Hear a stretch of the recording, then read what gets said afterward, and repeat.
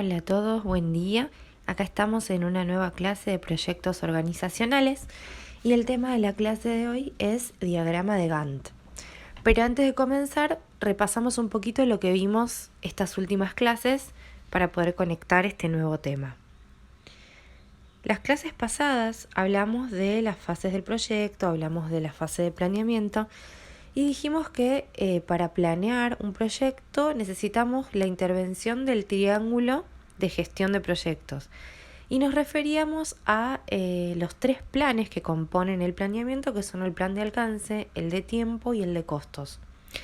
El plan de alcance puntualmente es el que nos permite que fijemos el objetivo para el cual fue creado el proyecto y además nos pide que detallemos una fecha de inicio y una fecha de finalización del proyecto.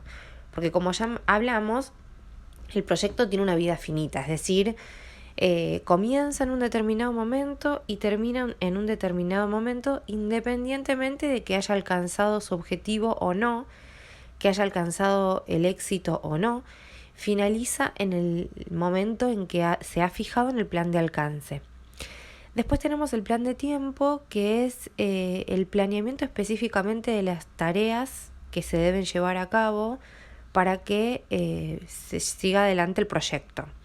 Entonces, dentro del plan de tiempo, lo que nosotros tenemos que hacer es armar todo un cronograma de las tareas que se van a realizar, quiénes son los responsables de las tareas, qué recursos necesitan para poder llevar a cabo esas tareas, cuánto va a durar cada tarea.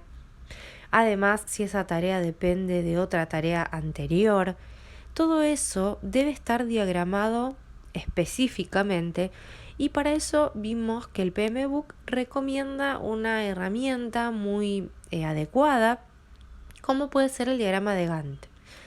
Y eso es lo que vamos a desarrollar en la clase de hoy. Pero además, ¿para qué nos sirve tener un plan de tiempo correcto?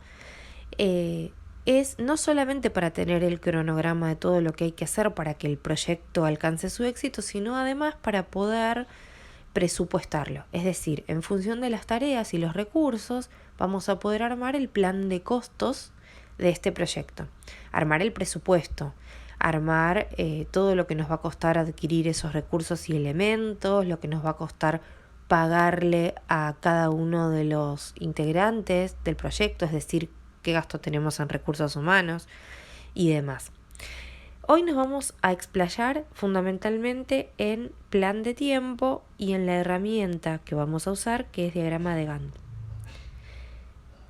El diagrama de Gantt es una herramienta visual, es decir, es un gráfico en el cual vamos a encontrar muchísima información, yo diría casi toda la información del proyecto. Información que va a estar especificada, diagramada en duración y en tiempo, en condicionamientos. Vamos a ver un ejemplo de diagrama de Gantt. Este gráfico, el gráfico número 1, es un gráfico básico. Fíjense que nos muestra la actividad o la tarea, el responsable de esa tarea y después tenemos una grilla de colores que es la que indica el tiempo de duración de esa tarea.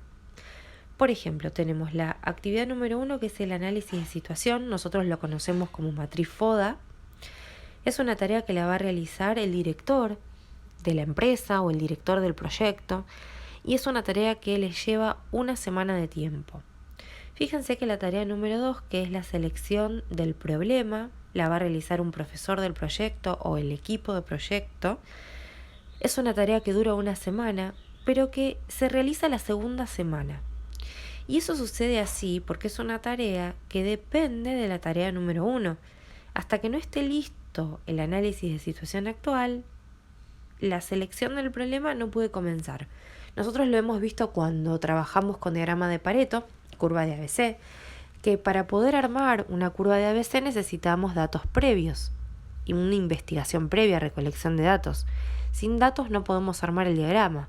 Bueno, en este caso sería algo así, ¿no? Sería, por ejemplo, en el punto 2 hacer un diagrama de Pareto, pero que esa tarea 2 depende de una investigación previa, que puede ser la investigación de la situación actual de la empresa. Por eso están condicionadas estas actividades y así sucesivamente. Vamos a ver otro gráfico de Gantt. Este también es un diagrama de Gantt, pero fíjense que tiene otra información. Habla de la actividad, del responsable de la actividad, del tiempo planeado y del tiempo real. Esto es muy útil porque generalmente sucede, no solo en los proyectos, en la vida en general, que uno tiene una planificación y un tiempo estimado. Pero esa estimación puede verse movida por circunstancias que van sucediendo, contratiempos, sucesos inesperados que modifican ese plan. Entonces yo puedo tener pensado que una actividad va a durar una semana y termina durando 2, o finalmente se hace más rápido de lo esperado y en vez de una semana, en 3 días puede estar resuelta. Entonces está muy bueno mostrar el tiempo planeado y el tiempo real. Es muy práctico para poder ir haciendo los ajustes necesarios para que el proyecto llegue a tiempo. Como ya les dije en varias oportunidades, el proyecto tiene un tiempo de finalización. Si el proyecto finaliza el día acordado, pudo obtener el éxito o pudo alcanzar el resultado para el cual fue creado, genial. Pero puede pasar que llegue el día de finalización del proyecto y aún el proyecto no haya terminado. Y el proyecto se cierra igual. Se cierra aunque no haya terminado de resolverse, ¿sí? Esa es una de las características específicas de los proyectos. Y en el momento del cierre se hace el balance. Y el balance será en función de lo que se alcanzó. Y después veremos más adelante qué puede suceder en ese caso. Acá tenemos el gráfico número 3. La verdad que para mi gusto es bastante incompleto. Fíjense que solamente muestra la actividad, el inicio, la finalización de cada una de ellas, la duración, y en la grilla tenemos los colores de las semanas que ocupa cada actividad. Pero a mi gusto a este gráfico le faltan datos. Sería muy adecuado saber quién es el responsable o el departamento que se va a ocupar de cada actividad. Sería importante que este gráfico nos muestre algún ítem donde diga si una actividad depende de otra. Eso lo vamos a poder ver en otro gráfico. Miren este. Este es uno de los gráficos más completos, es el que más me gusta de todos y en realidad no solo porque me guste, sino porque es el más útil a la hora de transmitir información. ¿Para qué necesitamos toda esta información? Para poder armar un presupuesto que sea adecuado. No podemos pensar en que vamos a necesitar 100.000 pesos y terminamos necesitando 500.000 a la hora de llevar a la práctica lo que pensamos crear como proyecto y después nos encontramos con que no tenemos los recursos o no tenemos fuentes de financiamiento. No todas las empresas tienen posibilidades de adquirir un crédito o una fuente externa de financiamiento y mucho menos tienen quizás ahorros planificados para proyectos. Entonces, si uno presupuesta adecuadamente, seguramente va a alcanzar el éxito del proyecto y si no, se quedará en el camino. Por lo cual, miren este gráfico. Tenemos columna de actividades, duración de cada actividad, inicio y finalización de cada actividad. Hay un ítem que dice pred, que es una actividad predecesora. ¿Qué quiere decir? Que necesita que cierta actividad esté realizada para poder poner en marcha esa.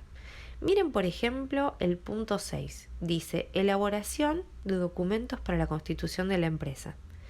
Y es una actividad que necesita que antes de realizarse esté completa la actividad número 2, que es investigar los requisitos de la constitución de la empresa.